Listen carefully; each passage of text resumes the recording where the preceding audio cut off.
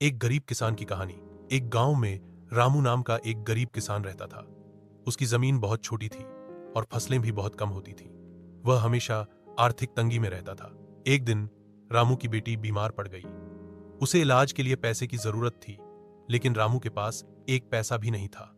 वह बहुत परेशान हो गया। रामू अपनी बेटी के लिए दवा और इलाज के लिए जगह जगह गया, लेकिन किसी ने भी उसकी मदद नहीं की। हर कोई उसे गरीब कहकर टाल देता था। एक दिन रामू ने हार नहीं मानी और वह एक गरीब आदमी के पास गया जो अपने खेत में काम कर रहा था।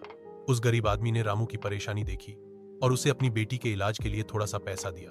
रामू ने उस गरीब आदमी से भी बहुत कुछ सीखा।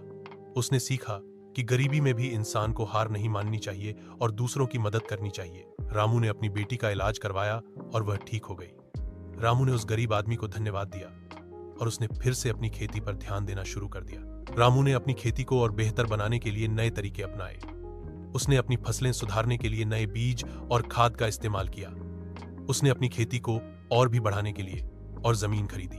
रामू की मेहनत और लगन से उसकी खेती सफल हो गई। उसने अपने जीवन को बेहतर बनाया और अपने परिवार को खुश रखा। इस कहानी से हमें यह शिक्षा मिलती है कि गरीबी में भी इंसान को हार नहीं माननी चाहिए। हमें हमेशा मेहनत और लगन से काम करना चाहिए और दूसरों की मदद करनी चाहिए।